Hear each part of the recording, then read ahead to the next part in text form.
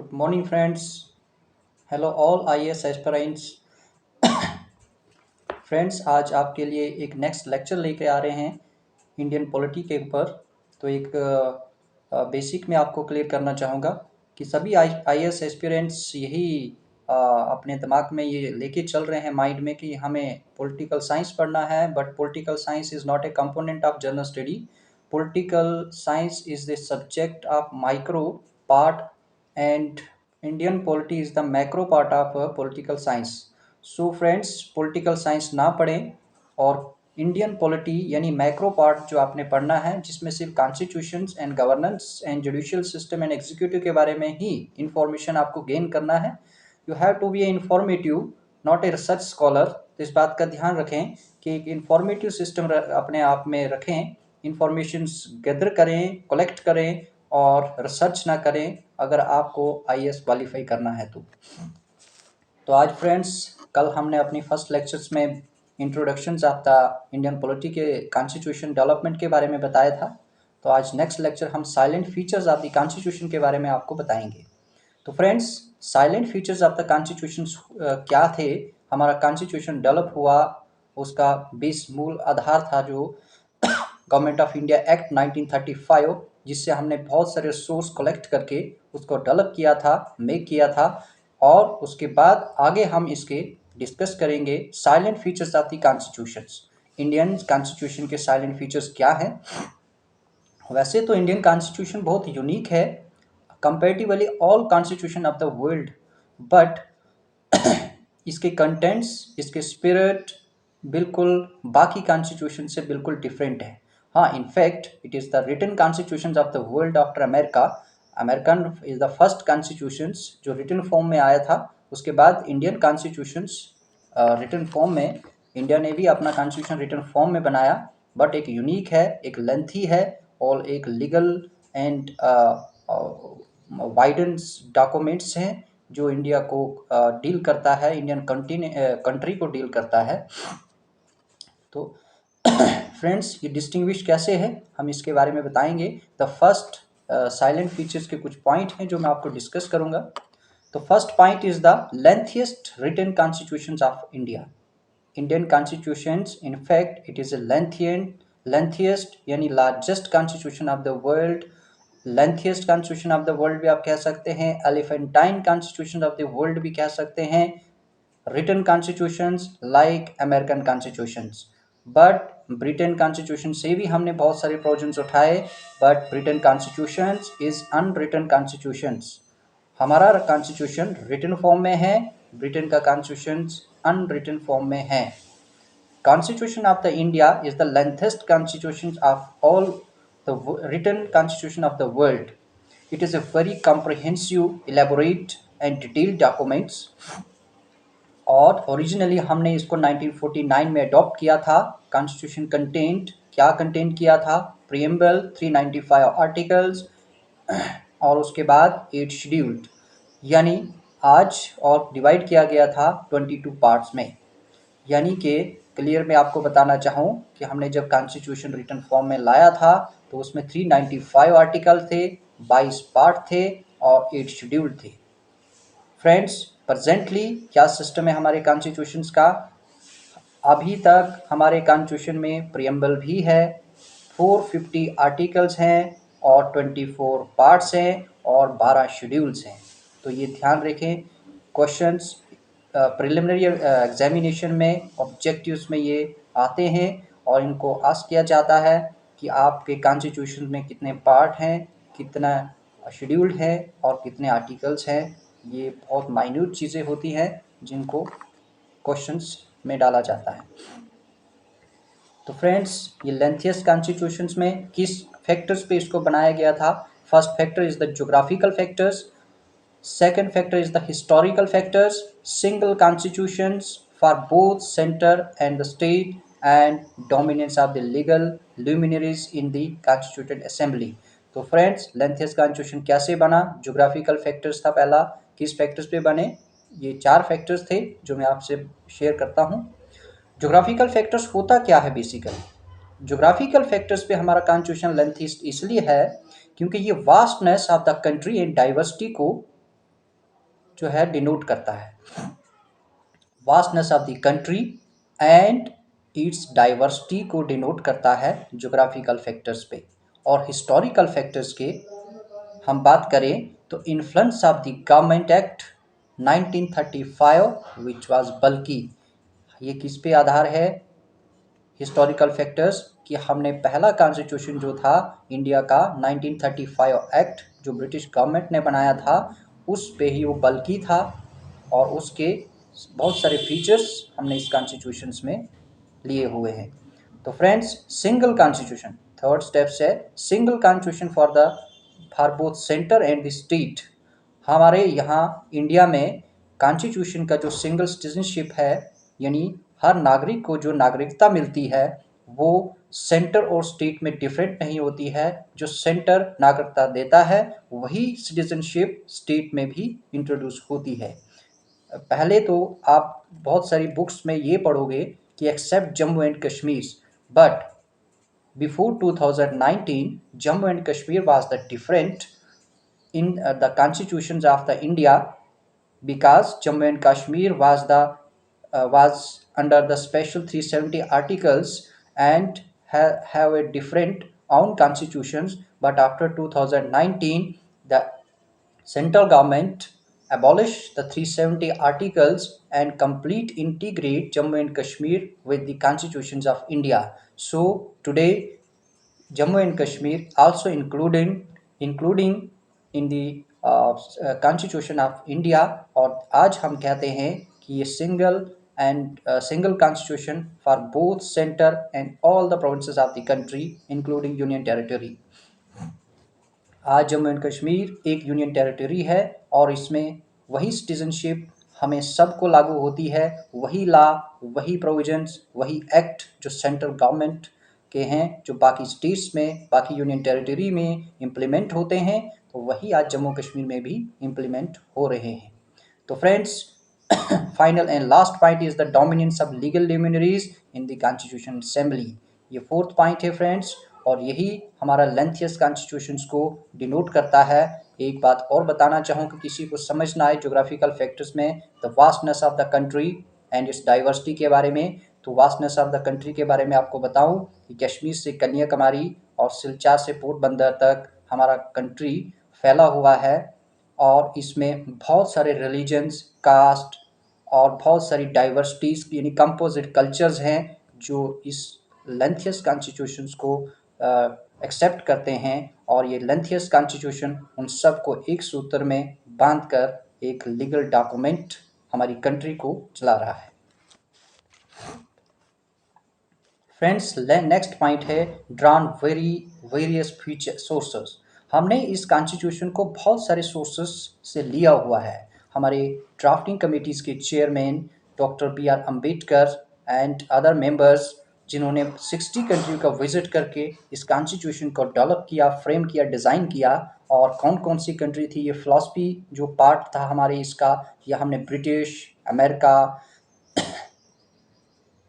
Australia, Germany and south union, जिसको हम तब साउथ संघ कहते थे, आज उसको रशिया कहते हैं, जर्मनी एंड जापान से हमने ये बहुत सारे सोर्सेस उतारे हैं, जिनमें direct to principle of state policies हैं और फंडामेंटल राइट्स हैं। ये बहुत सारे एरिया जो हमने वहाँ से उतारे हैं, पार्लियामेंट्री फॉर्म ऑफ गवर्नमेंट है, कैबिनेट है, ये सब हमने अदर कंट्री से स्टडी करके, रीड करके अपनी कंट्री में, अपने कॉन्स्टिट्यूशन में राइट डाउन किया था। थर्ड पॉइंट इज द और कॉन्स्टिट्यूशन, इंडियन कॉन्स्टिट्यूशंस यानी blend of rigid and flexibility. Friends, हमारा कॉन्स्टिट्यूशंस फ्लेक्सिबल भी है और रिजिड भी है। हमारा कॉन्स्टिट्यूशंस फ्लेक्सिबल क्यों है और रिजिड क्यों है Indian constitutions, unlike America and Britain.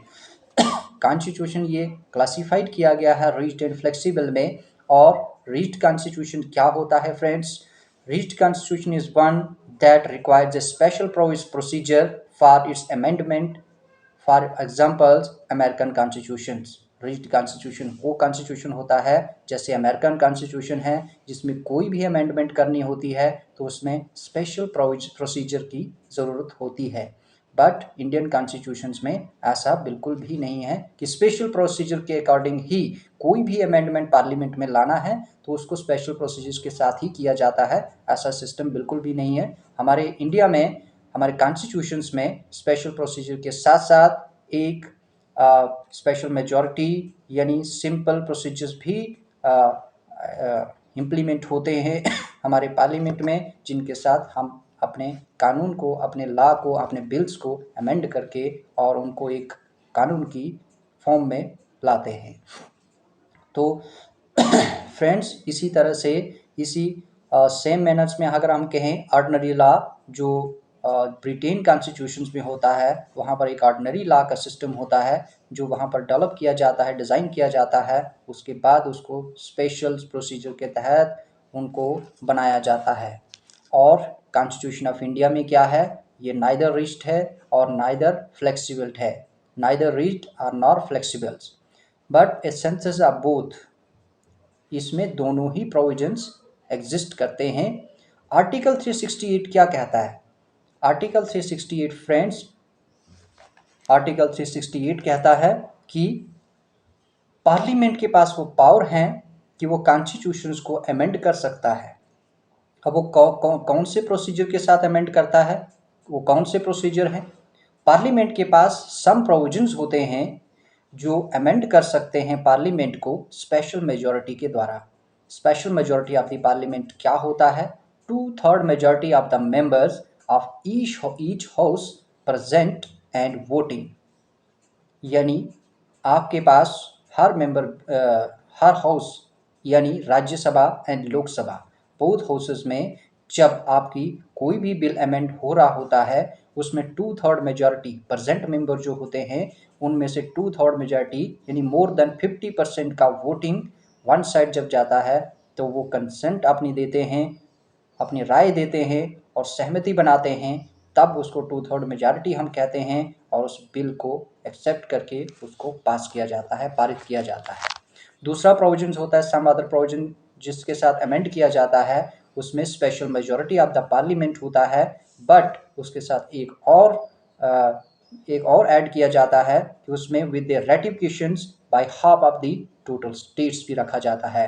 यानी स्टेट्स की भी कुछ सहमति, कुछ कंसेंट्स ली जाती है, उनकी एक्सेप्टेंस ली जाती है किसी बिल्स को पारित करने में। तो ये बहुत सारे डिफरेंट एरियाज़ हैं जिनमें स्पेशल मेजॉरिटी और सिंपल मेजॉरिटी के तहत बिल पास किए जाते हैं। तो फ्रेंड्स, आगे हम थर्ड लेक्चर्स में इसको पढ़ेंगे। इसको मैं आपको डिस्कस करूँ कि सिंपल एंड स्पेशल मेजॉरिटी से कौन कौन से एरियाज़ अमेंड किए जाते हैं पार्लियामेंट में।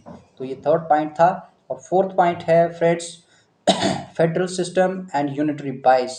अब ये फेडरल सिस्टम क्या होता है और यूनिटरी बाइस के साथ ये कैसे चलता है? ये साइलेंट फीचर्स में ये फोर्थ फीचर्स जो फेडरल सिस्टम यूनिटरी बाइस के साथ चलता है, तो कॉन्स्टिट्यूशन ऑफ इंडिया एस्टैब्लिश क्या करता था? Federal system of government. But एक बात का ध्यान रखें कि हमारा कॉन्स्टिट्यूशन कंप्लीट फेडरल नहीं है, it is a quasi federal system. It contains all the usual features of the federations and two government divisions of powers, written constitutions, supremacy of constitution, rigidity of constitution, and independent judiciary and bicameralism. So all these factors are existing in Indian constitutions. However, Indian constitution also contains a large number of unitary or non-federal features versus क्या है? Strong center, single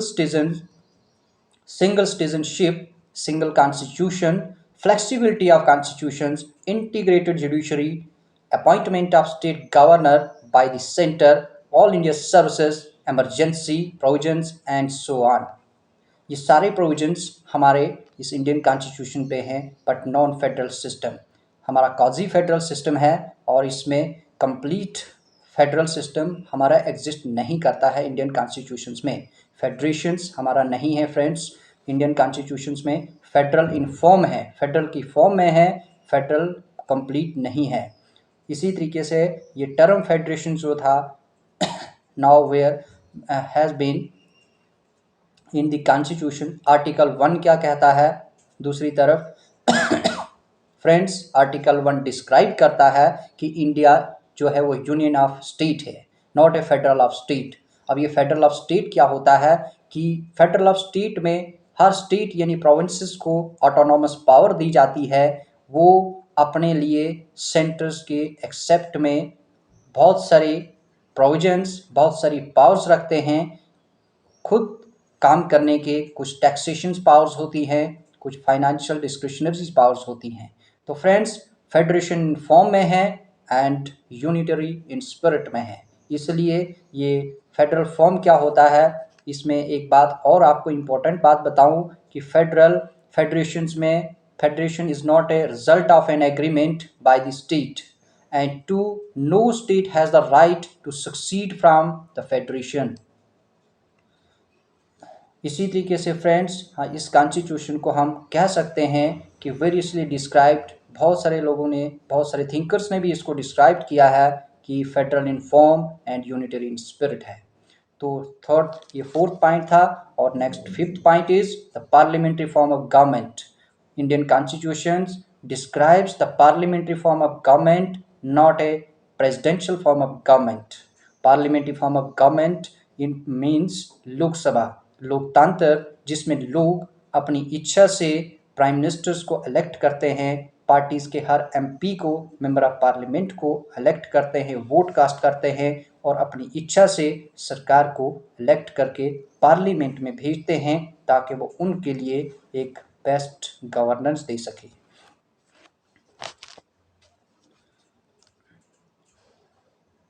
Parliamentary system is based on the principle of cooperation and coordinations between the legislature and coordination between in executive organs like the presidential forms of government.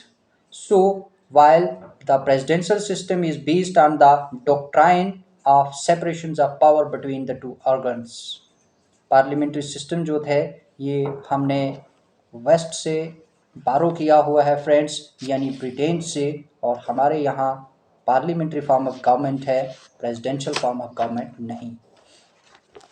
अब ये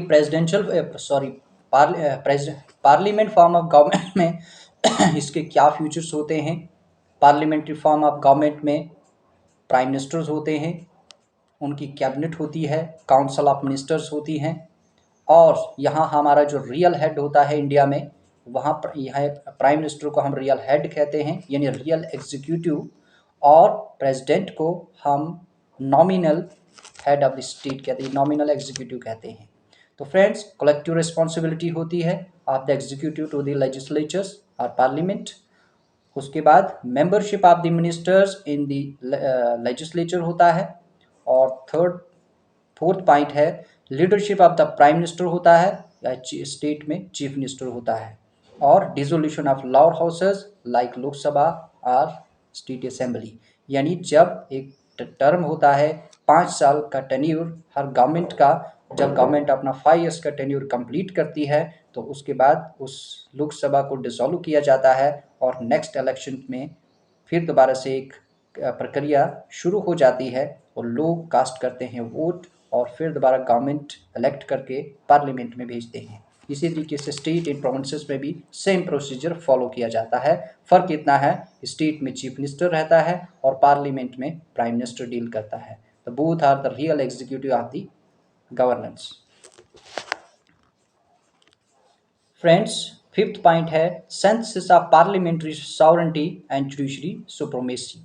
अब देखिए parliamentary sovereignty क्या होता है और judiciary system.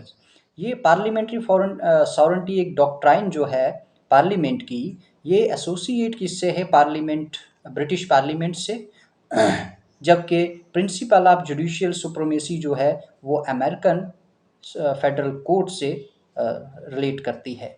अब देखिए हमारे यहाँ पर क्या है, पार्लियामेंट जो भी लॉ बनाता है उस लॉ को बनाने के बाद, यानी पार्लियामेंट में जो भी बिल पास होता है उस बिल को पास होने के बाद उसको प्रेसिडेंट के पास असेंट के लिए भेजा जाता है। असेंट करने के बाद जुडिशरी उसको रिव्यू करती है और रिव्यू करने के बाद जब भी कोई ऐसा वायलेशंस रहता है, यानी कहीं फंडामेंटल राइट्स में, बेसिक स्ट्रक्चर्स में ऐसा कहीं भी वायलेशंस कुछ दिखता है तो सुप्रीम कोर्ट उसको रिव्यू करके पार्लियामेंट को एडवाइस देती है और उसमें अमेंडमेंट लाया जाता है। बट एक बात का ध्यान रहे फ्रेंड्स कि इंडियन में सुपरमेसी ऑफ द जुडिशरी बहुत कम है। यहाँ पर parliament is the most strong comparatively judiciary system कुछ एरियाज में। और जब भी पार्लियामेंट कोई बिल बनाता है, कोई लॉ बनाता है, तो हमारे यहाँ reviewing power of supreme court जो है वो बिल्कुल नैरो है। ये मैंडेटरी नहीं है पार्लियामेंट के लिए कि सुप्रीम कोर्ट की जितनी भी एडवाइजरी रूल है रिव्यू करने के बाद इट मे और may not be accepted by the parliament.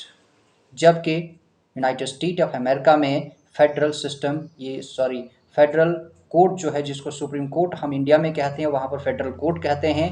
वहाँ पर कंप्लीट रिव्यूइंग पावर सिस्टम है और फेडरल कोर्ट जब उसको रिव्यू करता है तो उसको नल एंड अवॉइड भी हो जाता है अमेरिकन कांग्रेस में। फ्रेंड्स, नेक्स्ट पॉइंट है integrated and independent judiciary. Indian constitution establish किया है, इंडियन कॉन्स्टिट्यूशन ने जुडिशियल सिस्टम को जो इंटीग्रेट रह रहा है और इंडिपेंडेंट है, यानी इंडियन जुडिशियल सिस्टम इंडिपेंडेंट के साथ इंटीग्रेट भी है। तो सुप्रीम कोर्ट स्टैंड्स कहाँ पर कर रहा है? ये top of the integrated judicial system of the country है। इसके बिलो में स्टेट हाई कोर्ट होता है, उसके बिलो में सबऑर्डिनेट कोर्ट होते हैं और डिस्ट्रिक्ट हाई कोर्ट्स और लोअर कोर्ट्स, जो पूरे इंटीग्रेट सिस्टम है वन सुप्रीम कोर्ट के साथ। और जितनी भी जुडिशरी सिस्टम जो है, जो भी डील करता है लॉ को, चाहे वो स्टेट के हो या सेंटर के हो, वो बोथ स्टेट जुडिशरी यानी high court and supreme court उसको कैरी फॉरवर्ड करता है। तो friends, supreme court is a federal court. आज हम इंडिया में इसको सुप्रीम कोर्ट कहते हैं। और सुप्रीम कोर्ट क्या है? ये हाईएस्ट कोर्ट ऑफ अपील होता है और guarantor of the fundamental right of the citizens होता है और गार्जियन ऑफ द कॉन्स्टिट्यूशन होता है। इसी तरीके से constitution has made various provisions to ensure its independence, security of tenure of the जजेस, fixed services conditions for the judges, all the expenses of the Supreme Court charged on the Consolidated Fund of India, and prohibitions on discussions on the conduct of judges in the legislatures. Or next is ban on the practice after retirement, power to punish for its contempt vested in the Supreme Court, and separation of the judiciary from the executive, and so on. So these are the provisions which are related to the judiciary, and it guaranteed to the uh, uh, citizens for protections of the rights, that is fundamental rights, and not violated it during the making of law. तो friends, 8th point है fundamental rights. अब ये fundamental rights क्या होते हैं friends? ये part 3rd में आते हैं। हमारे जितने पार्ट हैं पार्ट 3rd में आते हैं। और ये क्या होते हैं? Right to equality. Right to equality मतलब हर नागरिक को, हर सिटीजन्स को इक्वल तौर पर अधिकार है हर काम करने का। और ये डील करता है article 14 to 18। Right to freedom, हर नागरिक को अधिकार है फ्रीडम से घूमने का, फ्रीडम से जाने का, फ्रीडम से रहने का, फ्रीडम से मैरिज करने का, फ्रीडम से जॉब करने का। और ये right to freedom article 19 to 22 आता है। नेक्स्ट पॉइंट है राइट अगेंस्ट एक्सप्लॉयटेशंस। कोई भी एक्सप्लॉयटेशंस किसी नागरिक के साथ होता है तो उसका फंडामेंटल राइट बनता है कि वो कोर्ट में जाके अपील कर सकता है अपनी एक्सप्लॉयटेशंस को रोकने के लिए और अपने अधिकार को बचाने के लिए। और ये आर्टिकल 23 to 24 डील करता है। फ्रेंड्स, नेक्स्ट है right to freedom of religions. Every religion को अधिकार है इस देश में रहने का, इस देश में काम करने का, इस देश में अपने रिलीजन्स के साथ जीने और रहने का। ये आर्टिकल 25 to 28 डील करता है। नेक्स्ट है friends cultural and educational right. Cultural and educational right, her cultures को, जिस कल्चर्स में जो भी नागरिक रहता है उस कल्चर्स को उसमें रहे, उसके सम्मान करे और एजुकेशनल राइट्स हर कल्चर्स को है कि किसी भी धर्म जाति से कोई भी नागरिक आता है उसको एजुकेशन लेने का कंप्लीट राइट है, and it deals with articles 29 and 30। Final points is right to constitutional remedies. तो ये रेमेडीज क्या होती हैं फ्रेंड्स, कि आपका एक आर्टिकल है 32, आप डायरेक्ट सुप्रीम कोर्ट में अपील कर सकते हैं जब आपके फंडामेंटल राइट वायलेट हो रहे होते हैं, और अपने अधिकारों को बचाने के लिए, प्रोटेक्ट करने के लिए you can go to Supreme Court and appeal for that the protect against the violations of on fundamental rights. Next point है friends, direct to principle of state policies. Direct to principle of state policies होता क्या friends, ये एक novel है, features है Indian constitution का। तो ये पार्ट 4 ऑफ द कॉन्स्टिट्यूशन में आता है इंडिया के, और ये ब्रॉड कैटेगरी में है। इसमें 3 स्पेशल्स क्लासिफाइड किए गए हैं, 3 एरियाज को। और फर्स्ट एरिया सोशलिस्टिक बेस पे, गांधीयन बेस पे एंड लिबरल इंटेलेक्चुअल बेस पे। इसको हम आगे डिटेल्ड में डिस्कस करेंगे नेक्स्ट लेक्चर्स में। डायरेक्ट प्रिंसिपल ऑफ स्टेट का मतलब होता है friends, to promote the idea of social and economic democracy. इस बात का ध्यान रहे, इसका एक ही मतलब होता है, to promote the idea of social and economic democracy. ये सीख करता है एस्टैब्लिशमेंट में वेलफेयर स्टेट इन इंडिया को। और इसी तरीके से fundamental rights, the direct principle जो हैं, ये कभी कभी क्वेश्चंस ऐसे आए जाते हैं प्रिलिमिनरी एग्जामिनेशंस में, it is not a justiciable, but it is not a justiciable. इसको आप कह सकते हैं कि not enforceable by the court for their violations. ये नॉन जस्टिसाइएबल है, इसका कभी भी वायलेशंस होता है तो कोर्ट इसको एनफोर्स नहीं कर सकता है इसके वायलेशंस को रोकने में। नेक्स्ट पॉइंट है फ्रेंड्स, फंडामेंटल ड्यूटीज़। तो फंडामेंटल ड्यूटीज़ क्या होती हैं? ओरिजिनल कॉन्स्टिट्यूशन में इंडिया के फ्रेंड्स फंडामेंटल ड्यूटीज़ नहीं थी, वहाँ उनको डिज़ाइन नहीं किया गया था। ये 42nd अमेंडमेंट कॉन्स्टिट्यूशन का हुआ एक्ट 1976 में। तो उसके रिकमेंडेशन के बेस पे फंडामेंटल ड्यूटीज़ को डिज़ाइन किया गया, दोबारा से फ्रेम किया गया इंडियन कॉन्स्टिट्यूशन में। तो कौन सी कमेटी थी? स्वर्ण सिंह कमेटी के द्वारा इसकी रिकमेंडेशन दी गई और गवर्नमेंट ऑफ इंडिया ने एक्सेप्ट किया एंड फंडामेंटल ड्यूटीज़ को डिज़ाइन किया इंडियन कॉन्स्टिट्यूशन में। ये न्यूली इंसर्टेड पार्ट था जिसको पार्ट 4A में रखा गया ऑफ द इंडियन कॉन्स्टिट्यूशन, और आर्टिकल 51A इसको डील करता है, जो क्या स्पेसिफाई करता है, 10 फंडामेंटल ड्यूटीज़ उस टाइम डिज़ाइन की गई थी। कौन कौन सी फंडामेंटल ड्यूटीज़ थी? Respect to the constitution, respect to national flag, respect to national anthem, respect to protect the sovereignty, unity and integrity of the country, and to promote the spirit of common brotherhood amongst all the people, to preserve the rich heritage of our composite cultures and so on। ये 10 fundamental duties जो design की गई थी during the design of the constitution, framework of the constitution. But new 1976 में ये चीज़ें लाई गई थी और इनको अच्छे तरीके से डिज़ाइन किया गया। ओरिजिनली हमारे कॉन्स्टिट्यूशन में फंडामेंटल ड्यूटीज़ नहीं थी। तो फ्रेंड्स 2002 में एक नया अमेंडमेंट हुआ और 86th अमेंडमेंट उसको कहा जाता है, जिसमें एक और फंडामेंटल ड्यूटीज़ को ऐड किया गया। फंडामेंटल ड्यूटीज़ रिमाइंडर करती हैं सिटीजन्स को कि उनको अपने एंजॉइंग अपने राइट्स को एंजॉय करें, और जितनी भी ड्यूटीज़ यहाँ ब्रदरहुड है, कल्चरल हेरिटेज है, नेशनल फ्लैग है, नेशनल एंथम है, इनको भी साथ साथ में प्रोटेक्ट करते रहें। और फंडामेंटल ड्यूटीज़ जिस तरीके से directive principle of state policies non justiciable हैं और फंडामेंटल ड्यूटीज़ भी नॉन जस्टिसाइएबल हैं। तो last next 11th point is a secular state. तो फ्रेंड्स सेकुलर का कंसेप्ट वेस्टर्न से लाया गया था, यानी ब्रिटेन से। वहाँ पर वेस्टर्न का कंसेप्ट सेकुलर का बिल्कुल डिफरेंट है कंपेरेटिवली इंडियन कंसेप्ट। इंडिया में सेकुलरिज्म का मतलब होता है इंडिया इज ए सेकुलर। ये सेकुलर होता क्या है फ्रेंड्स, कि no discrimination on the base of caste, culture, religion, wealth, sex and gender. ये सेकुलर वर्ड 1976 में जब 42nd अमेंडमेंट हुआ तो तब ऐड किया गया इंडियन कॉन्स्टिट्यूशंस में। तो इसमें फेथ, वारशिप्स, लिबर्टी ये सब एग्जिस्ट करते हैं।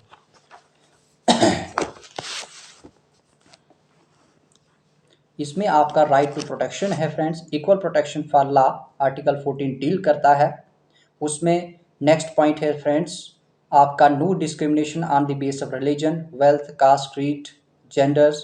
आर्टिकल 15 डील करता है।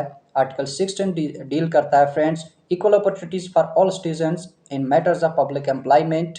एंड आर्टिकल 25 डील करता है all persons are equally entitled to freedom of conscience and the right to freely profess, practice and propagate any religion।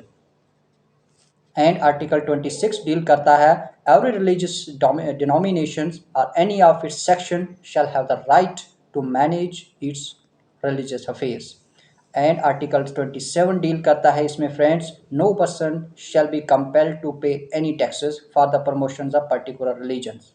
और आर्टिकल 28 डील करता है कि कोई भी रिलीजियस इंस्ट्रक्शंस किसी भी कॉलेज इंस्टीट्यूशंस यानी एजुकेशन इंस्टीट्यूशंस में नहीं दी जानी चाहिए पर्टिकुलर रिलीजन को प्रमोट करने के लिए। आर्टिकल 30 माइनॉरिटी को डील करता है और आर्टिकल 44 यूनिफॉर्म सिविल कोड को डील करता है, जो आज भी प्रेजेंट गवर्नमेंट इसको फिर से हमारे देश में एक बिल लाने जा रही है और इंडिया को यूनिफॉर्म सिविल कोड देने जा रही है। तो ये सब हमारे जो हैं सेकुलर सिस्टम में आते हैं फ्रेंड्स। इसी तरीके से नेक्स्ट पॉइंट है friends universal adult franchise. Universal adult franchise क्या होता है? इंडियन कॉन्स्टिट्यूशन ने अडॉप्ट किया था यूनिवर्सल अडल्ट फ्रेंचाइज, जिसका बेस क्या होता है कि इलेक्शन किस बेस पे किया गया था? Election to Lok Sabha and the state legislative assembly. कि कोई भी नागरिक है वो एक पर्टिकुलर एज रखता है मिनिमम, जिस एज से वो अपने देश के गवर्नमेंट को इलेक्ट कर सकता है वोट देकर, और उसको हम adult French universal adult franchise कहते हैं। और तब इसकी एज जो थी 21 ईयर्स मिनिमम थी वोट कास्ट करने की। तो फ्रेंड्स 1989 में 61 अमेंडमेंट हुआ। बहुत इंपॉर्टेंट पॉइंट है, इसको नोट करके रखें। 1989 में 61 कॉन्स्टिट्यूशनल अमेंडमेंट एक्ट के अकॉर्डिंग 1988 में इसकी एज को रिड्यूस करके 18 ईयर्स रखा गया। आज 18 साल का मिनिमम एज है यूनिवर्सल अडल्ट फ्रेंचाइज की, जो इंडिया में लेजिस्लेटिव असेंबली एंड लोकसभा के इलेक्शन में वोट कास्ट करने का अधिकार रखते हैं। नेक्स्ट फ्रेंड पॉइंट है सिंगल सिटीजनशिप। हमारा देश इंडिया, जिसमें एक ही सिटीजनशिप, एक ही नागरिकता स्टेट एंड सेंटर दोनों में एक ही निर्धारित की जाती है। सेंटर जो भी डिफाइन करता है सिटीजनशिप, वही स्टेट को भी एक्सेप्ट करना पड़ता है, जबकि यूनाइटेड स्टेट ऑफ अमेरिका में ऐसा नहीं होता है। वहाँ पर यूनियन गवर्नमेंट जो स्टेट सिटीजनशिप लागू करती है, इम्प्लीमेंट करती है, बल्कि वहाँ स्टेट में वहाँ के प्रोविंशियल गवर्नमेंट को ऑटोनॉमी है कि वहाँ पर उनको नेक्स्ट सिटीजनशिप भी इम्प्लीमेंट करनी पड़ती है, और वहाँ पर ड्यूल सिटीजनशिप प्रोसेस है। हमारे इंडिया में सिंगल सिटीजनशिप प्रोसेस है। नेक्स्ट पॉइंट है फ्रेंड्स इंडिपेंडेंट बॉडीज़। हमारे यहाँ पर इलेक्शंस करवाए जाते हैं सेंटर या स्टेट में, उनके लिए एक पर्टिकुलर बॉडी बनाई जाती है जिसको हम इलेक्शन कमीशन कहते हैं। इलेक्शन कमीशन इंश्योर करता है free and fair election to the parliament, to the state legislatures and the office of president of India and office of vice president of India. तो ये इलेक्शन कमीशन जो होता है independent body होती है। Controller and auditor general of India जो accounts of central and state government को verify करता है, ऑडिट करता है। नेक्स्ट है and union public service commission, जो इंडिया की एक्सीलेंट सर्विसेज यानी IAS, IPS, IRS, NDA services, बहुत सारी गेस्टेड सर्विसेज को के एग्जामिनेशन को कंडक्ट करता है, और उन एग्जामिनेशन के बाद उनको देश के लिए अपॉइंट करवाता है। फाइनल पॉइंट से friends state public service commissions, हर प्रोविंसेस को स्टेट पब्लिक सर्विस कमीशन दिया है वहाँ की गेस्ट सर्विस के एग्जामिनेशन को कंडक्ट करवाने के लिए। एंड 15 पॉइंट है friends emergency provisions. Indian constitutions में एमरजेंसी प्रोविजंस एलैबोरेट किए गए हैं। हमारे देश में एमरजेंसी कब कब लगी और एमरजेंसी होती क्या है। अब देखिए फ्रेंड्स, जब कोई भी एक्स्ट्रा ऑर्डिनरी सिचुएशन या सर्कमस्टेंसेस देश में हो जाते हैं, तब हमारे पास ये प्रोविजंस होता है इंडिया के पास, इंडियन कॉन्स्टिट्यूशन के पास, कि वो नेशन के इंटरेस्ट में, नेशन के भलाई के लिए कोई भी ऐसा डिसीजन ले सकते हैं या इमरजेंसी लगा सकते हैं। इसी आधार पर ये रेशनैलिटी बिहाइंड है इन कॉर्पोरेशंस ऑफ द प्रोविजंस, जो सेफगार्ड करता है सॉवरेनिटी को, यूनिटी को, इंटीग्रिटी को and security of the country को। तो democratic political system and the constitutions में ये कॉन्स्टिट्यूशंस एन्यूसेज करता है 3 टाइप ऑफ इमरजेंसी को। नेशनल इमरजेंसी, जो जब एक्सटर्नल एग्रेशंस होता है, यानी कोई भी नेक्स्ट कंट्री हमारे देश के ऊपर वार का सिचुएशन अटैक करती है, तो हम हमारे गवर्नमेंट, हमारे कॉन्स्टिट्यूशन में ये प्रोविजंस होता है। आर्टिकल 352 के अकॉर्डिंग वो नेशनल इमरजेंसी डिक्लेयर करती है और उस एक्सटर्नल एग्रेशंस को रोक सकती है। तो नेक्स्ट पॉइंट होता है फ्रेंड्स स्टेट इमरजेंसी, जिसको हम प्रेसिडेंट रूल कहते हैं। आर्टिकल 356 डील करता है स्टेट इमरजेंसी को। और स्टेट इमरजेंसी क्या होती है? जब failure of the comply of the direction of the centre होता है, यानी डेमोक्रेटिक मशीनरी किसी भी स्टेट में पूरे तरीके से completely according to the directions of the center and according to the rules and regulation of the constitution नहीं चलती है, वो फंक्शन नहीं करता है, तो central government has a provisions to impose the state emergency in any states, article 356 according. And third emergency is financial emergency. Financial emergency लगाने का ग्राउंड क्या होता है फ्रेंड्स? फाइनेंशियल इमरजेंसी हम तब लगाते हैं जब हमारे पास एक फाइनेंशियली स्टेबिलिटी इनस्टेबिलिटी में कन्वर्ट हो जाती है और एक थ्रेट बन जाती है। इंडिया का क्रेडिट बहुत इंक्रीज हो जाता है, हम एक इंसॉल्वेंसी की तरफ जा रहे होते हैं, तो हम इस कंट्री में फाइनेंशियल इमरजेंसी इम्पोज करते हैं और उसके लिए हमारे पास आर्टिकल होता है 360। अभी तक हमारे देश में ऐसा कोई भी फाइनेंशियल इमरजेंसी नहीं इम्पोज हुई है, but national emergency and state emergency दोनों ही इम्पोज हो चुकी हैं। तो next point is the 3 tyre of government. 3 tyre of government होता क्या है फ्रेंड्स? एक सेंट्रल गवर्नमेंट के बारे में आपने पढ़ा, स्टेट गवर्नमेंट के बारे में सुना, और 3 टायर गवर्नमेंट होता है यानी आपका लोकल सेल्फ गवर्नमेंट, जिसमें म्यूनसिपैलिटी एंड पंचायती राज आता है। अब ये म्यूनसिपैलिटी एंड पंचायती राज होता क्या है? सेम डेमोक्रेसी में ये प्रोसेस होता है कि तीनों टायर गवर्नमेंट तीनों रीजन्स पे, यानी union, state and local level पर तीनों तरीके से डेमोक्रेसी में फंक्शंस करते हैं ये गवर्नेंस सिस्टम। इनमें भी एक पंचायत होती है जिसमें एक सरपंच बिलो लेवल पे होता है। उसके बाद आपके 2 और डील करते हैं, जिस तरीके से एक कैबिनेट डील करती है, उसी तरीके से ये पंचायती राज भी डील करता है अपने सिस्टम में। ये डिस्ट्रिक्ट कलेक्टर्स के साथ मिल के काम करते हैं, जो चेयरमैन होते थे पहले डिस्ट्रिक्ट कलेक्टर्स। अब ये प्रोविजन डेमोक्रेटिक सिस्टम में लोग अपने वोट का कास्ट करके यहाँ पर एक अपने सरपंच को इलेक्ट करते हैं और उनसे पूरे डेमोक्रेसी के अकॉर्डिंग फंक्शन करवाते हैं इस गवर्नेंस में। ये 3 टायर ऑफ गवर्नमेंट, म्यूनसिपैलिटी और पंचायती राज 73rd and 74th constitutional amendment हुआ था 1992 में और 1993 में तब लागू हुआ हमारे देश में, जिसको हम 3 टायर गवर्नमेंट कहते हैं। Part 9th and schedule 12th में इसको रखा गया है, अर्बन लोकल गवर्नेंस गवर्नमेंट को। और इसी तरीके से फ्रेंड्स ये हमारे silent features of the constitution थे और इनके बारे में आपको डिस्कस किया। उसके बाद फ्रेंड्स हम कुछ डील्स और पढ़ेंगे इसी साइलेंट फीचर्स की, कि इसके पार्ट्स शेड्यूल कितने हैं। हम इनके शेड्यूल्स के बारे में पढ़ेंगे सबसे पहले फ्रेंड्स,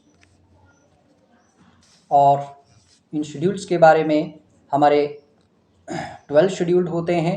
फर्स्ट शेड्यूल में हमारा name and territorial extent of. Okay friends, next lecture होगा, हम मिलते हैं थर्ड लेक्चर्स में। तो तब तक के लिए थैंक यू, जय हिंद।